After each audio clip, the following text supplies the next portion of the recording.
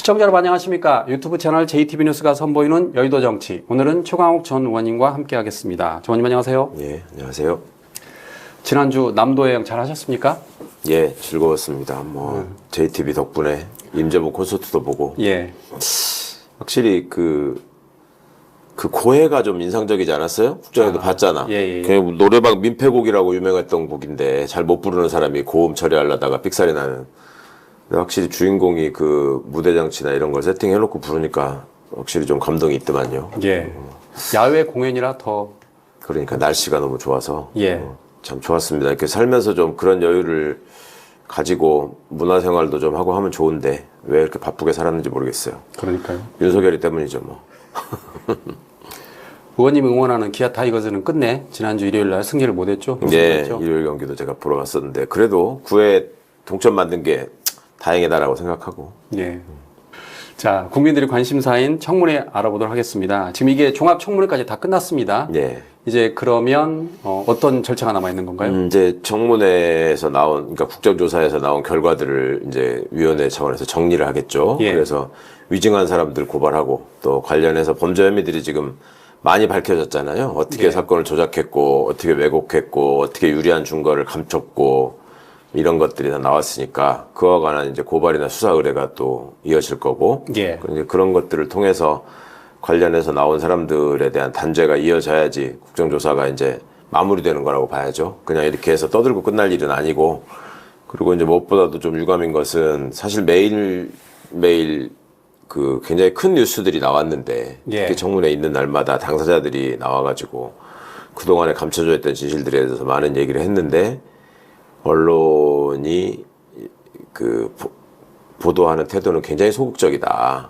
중앙 언론이 과거에 소위 대장동 사건이건 다른 이재명 대통령 관련 사건에 대해서 얼마나 죽일 듯이 덤벼들었는가를 생각해 보자면 이게 언론개혁의 필요성을 계속 절감하지 않을 수가 없는 거죠. 지금 어거지로 사건을 조작해가지고 문제를 일으키려고 했던 자들은 다 감옥에 갔거나 조사를 받거나 특검으로부터 압수수색을 당했거나 아니면 현재 이제 처벌받을 대기를 하고 있거나 이런데, 그 과정에서 공범으로서 같이 스피커 역할을 했던 언론은 그냥 언제 그랬냐는 듯이 또 옛날식의 태도를 반복하고 있는데도 불구하고 아무런 반성이 없이 또 사실을 가리는데 지금 급급해하는 모습까지 보여요. 그러니까 뭐 중요한 부분을 예를 들어서 김성태 씨가 저는 이재명이라는 분은 본 적도 없고 얘기한 적도 없고 거기다 돈을 줄 이유도 없더라고 단언을 했는데, 단 한 번도 본 적이 없다 그랬습니다. 네.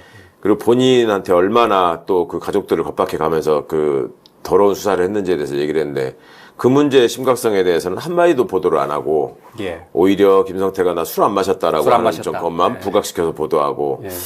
그 누구를 위해서 무엇을 위해서 존재하는 언론인지를 일부 찌라시들이 많이 보여주고 있는 것 같습니다. 예.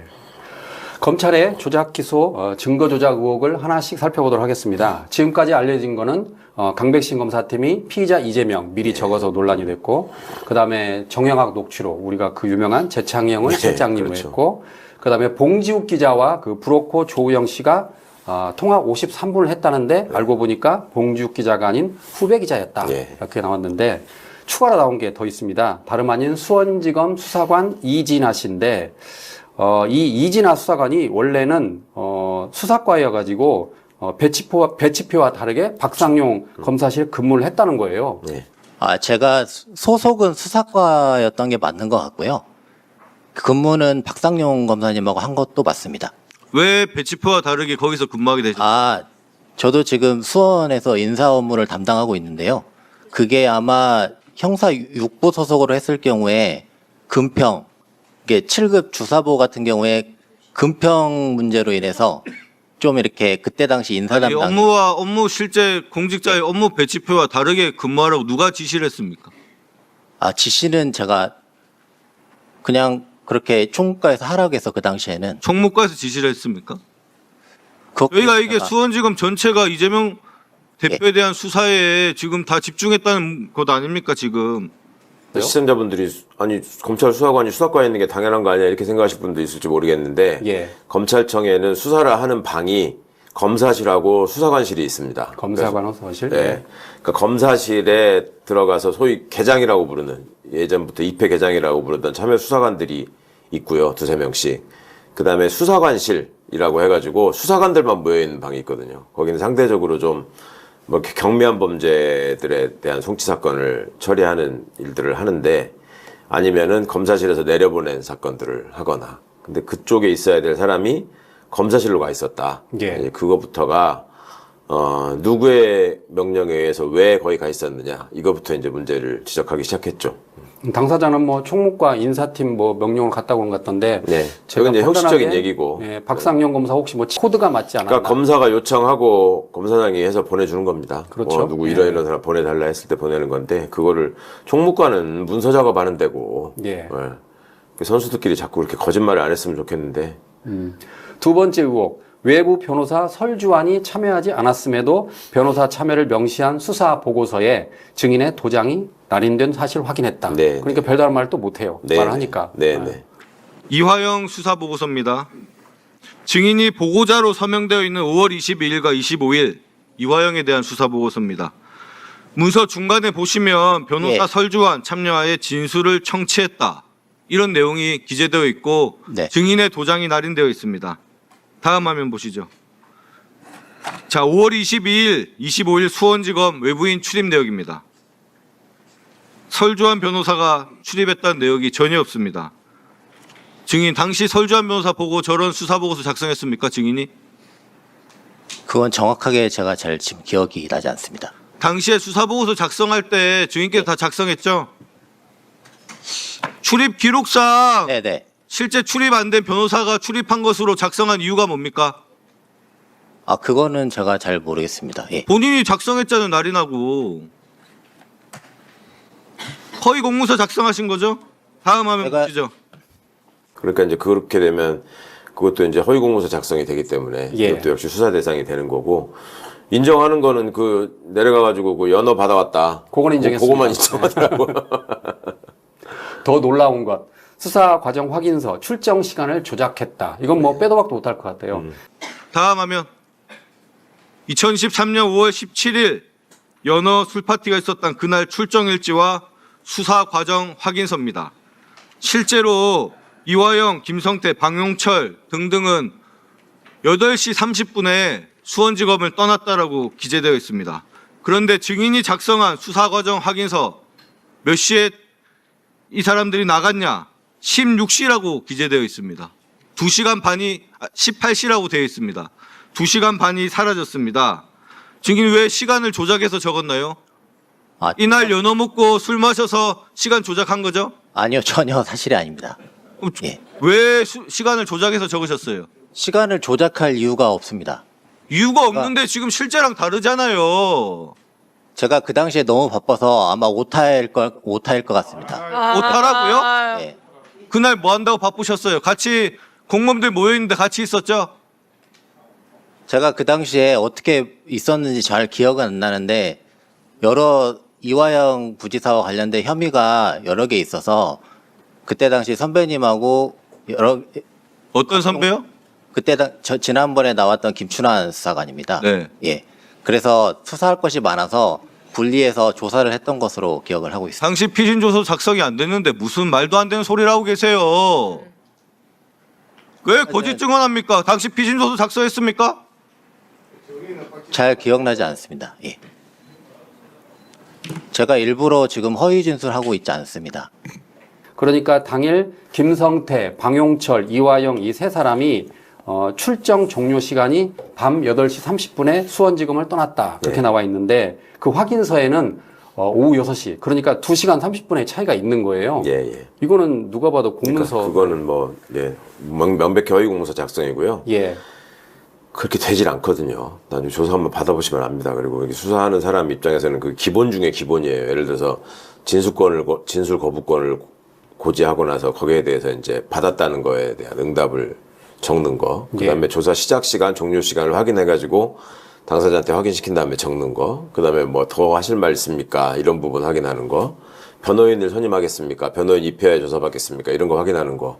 아주 기본이거든요. 그냥 그 수업 시간에 교과서하고 공책 있어야 된다. 뭐 이런 수준의 기본적인 일이에요. 근데 그거를 뭐 오탈자다, 착오였다. 왜 그 수사팀에만 가면 그렇게 오탈자가 많은지 모르겠어요. 그러니까 그 뻔한 거짓말이고 이게 지금도 보시면 이 검찰 구성원이라는 게 뭐 검사건 검찰 직원이건 뭐 여자건 남자건 할 거 없이 거의 보면서 센 거짓말을 하는 것처럼 보이시잖아요, 다. 네. 이게 왜 이럴까? 지금 검찰총장을 했던 자가 대통령이 돼가지고 내란죄를 일으켜서 단죄를 받고 있는 과정에서도 그 수하에 있었던 자들은 왜 저런 모습을 보일까? 우리가 김현태라는 사람이 707 단장으로서 계엄 직후에는 부하들을 용서해달라고 눈물 흘리는 모습을 보였다가 악어의 눈물. 예. 예, 난데없이 말 바꿔가지고 이제 선글라스 끼고 나타나서 극우 집회에서 억지 소리 하는 걸 보셨잖아요. 뭐 그런 걸 보면은 어떻게 저렇게 저럴 수 있지라고 많이들 생각하시겠지만 그런 사람들이 지금 공직에 도처에 많다. 이걸 보여주고 있는 거예요. 이런 네. 상황에서도 반성하지 않고 어떻게든 진실을 가리고 숨으려고 한다. 그러니까 이런 자들을 철저히 찾아내서 단죄해야지 앞으로 이 사람의 다음에 이런 일을 이어받을 사람들이 이런 짓을 하지 못한다. 이 점을 꼭 좀 우리가 실행했으면 좋겠습니다. 예. 아까 말씀드린 그 수사관은 민주당 이렇게 말을 했습니다. 왜 시간을 조작해 적었느냐? 혹시 연어술 파티 때문이냐? 그랬더니 너무 바빠서 오타했다는 거예요. 그러니까 그때 청문장에서 빵 터졌는데 예. 이게 밤 8시 반에 출정을 했다라고 하면 술을 마신 의혹이 생길 수 있는 거잖아요. 네. 그러니까 술 안 마셨다는 그 알리바이를 형성하기 위해서 일부러 오후 6시에 적었다고 봐야겠죠. 그리고 6시 정각이라고 적는 것 자체가 굉장히 어색하고 이상한 일이에요. 네. 아니, 일을 하다 보면 어떻게 그 정각이 땡 하고 끝납니까? 좀 더 일할 수 있는데. 그럼 6시 8분일 수도 있고 5시 57분일 수도 있고 한 건데 그 시간을 적어야 되거든요. 근데 6시 땡이라는 거는 마치 일과 시간 안에 정상적으로 그 적법하게 일했다라는 식의 알리바이를 만들기 위한 전형적인 조작입니다. 예, 예. 제가 보기에는. 검찰의 또 다른 조작, 두 번째 정영학 녹취록 조작 의혹의 키맨인 속기사가 청문회에 등장을 했습니다. 예. 그래서 민주당 전용기 의원 등이 아주 줄기차게 집중 추궁을 하니까 그 속기사가 이렇게 말을 했습니다. 재창의형으로 들립니다. 실토를 한 거죠. 네. 그러니까 전용기 의원이 그럼 검찰이 조작했습니까? 라고 했어요. 그러니까 의혹의 핵심은 둘이잖아요. 속기사가 조작을 했든지 아니면 검찰이 조작을 했든지. 네. 그런데 그 속기사가 끝내 검찰을 보호했습니다. 그러니까 본인이 기억이 안 난다. 너무 오래돼서. 그러면 검찰이 조작했냐고 추궁을 했는데도 기억이 안 난다. 그렇게 빠져나가더라고요. 어쨌든 검찰에서 속기사 맞으시죠? 네, 전에 일했었습니다. 예, 전에 일하셨고 이거 한번 들어보겠습니다. 뭐라고 들린지 좀 알려주세요. 들어주세요. 이제 최창희 형 얘기를 꺼내더라고요. 한 번 더 들어주세요. 이제 최창희 형 얘기를 꺼내더라고요. 뭐라고 들립니까? 지금 듣기로는 재창이 형이라고 들립니다. 죄송합니다. 좀 크게 좀 마이크에 가까이 좀 대주십시오. 네, 지금 듣기로는 재창이 형이라고 들립니다. 재창형으로 들리시는 거죠? 네, 그러면 속기 하실 때 이렇게 들리면은 뭐라고 푸십니까? 뭐라고 적으세요? 전 들리는 대로 적습니다. 들리는 대로 적는다. 그러면 이게 지금 이기수사팀으로 넘어가서 이제 실장님 이야기를 꺼내더라고요로 바뀌면 이거 속기사가 바꿀 수 있는 부분입니까?